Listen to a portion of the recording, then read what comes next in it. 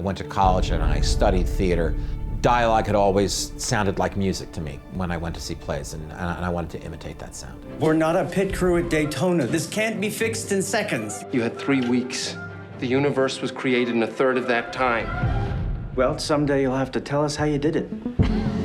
Ladies and gentlemen, Steve Jobs.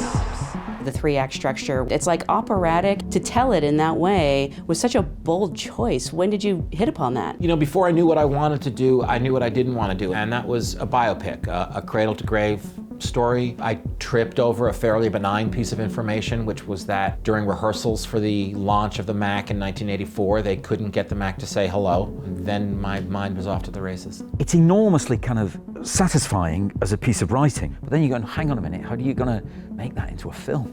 There's literally 185 pages of dialogue, 3 scenes, all interior day continuous, 6 characters. But then you realize that actually what he's doing, Sorkin, it's a provocation, I think. There's no like stage directions or indications how you might do this. You know, every limitation is actually an opportunity, and I love that kind of thing. Danny Boyle called it a starburst of a script. What was your collaboration like? Our roots are in the theater, so there was a common vocabulary. He's got so much energy. He's never yelling at anybody. There's never that, you know, damn it, why aren't we ready moment.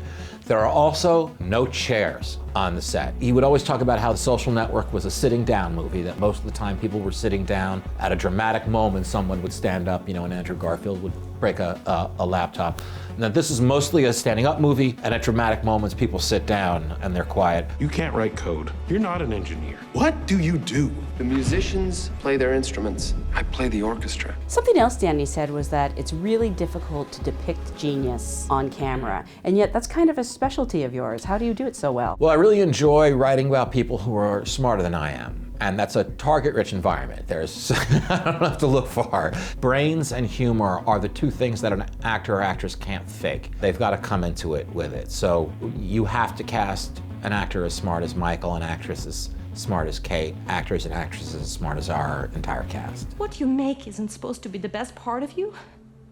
When you're a father, that's what's supposed to be the best part of you. And it's caused me 2 decades of agony, Steve, that it is for you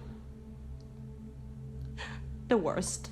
We had these 3 periods, 1984, 1988, and 1998, and we tried to make them each as different as possible. And we shot on 3 different formats. So the first part is shot on 16mm. He feels like a rebel, a pirate. He's fighting everybody at IBM. This rough format felt wonderfully appropriate for him. And then we moved to 35mm for the second part, which is much more liquid and beautiful. And it's set in this opera house. It's actually a Trojan horse that he's using to win back Apple. He does return to Apple and gain control of the company and launches the iMac. You move into the digital era, and we use a format of the Alexa camera, which has kind of got almost infinite resolution. And it gives a forward momentum to the events as well, that you arrive in the future. Let's talk about Michael Fassbender. He's not the obvious choice for this role, but he's the perfect choice. He is simply a sensational actor who does something that a lot of movie stars are unwilling to do. He doesn't ask the audience to like him. If a fire causes a stampede to the unmarked exits, it'll have been well worth it for those who survive. There's something about Michael that's very Jobsian. He doesn't really look like him, but it wasn't really about being a lookalike. You needed a kind of Hamlet, Lear, kind of Prince Hal type. I mean, it's a huge role. All he's interested in is the pursuit of something truthful. He will do anything to arrive at that. I know that Apple CEO Tim Cook made this comment about all these Steve Jobs projects seeming opportunistic. Do you know, has he seen the film? I don't know. I know that he hadn't seen the film at the time that he made that comment, nor had Laureen Jobs or Johnny Ive. I absolutely do not begrudge them whatever opinion they might have on the movie. They are simply flat out 100% wrong about the idea that it was opportunistic. Nobody, believe me, signed up to do this movie to get rich. I can tell you that Steve Wozniak, Lisa Jobs, Joanna Hoffman, John Scully, Andy Hertzfeld, other people who were very close to Steve have seen the movie and have had nothing but great things to say about it, and I really appreciate that. My favorite was what Andy Hertzfeld said about the movie, which was, "This is incredible, none of this happened, but it's all true." Click to the left for our conversation with Matt Damon. Click to the right for our conversation with Brie Larson. And don't forget to subscribe to Variety's channel.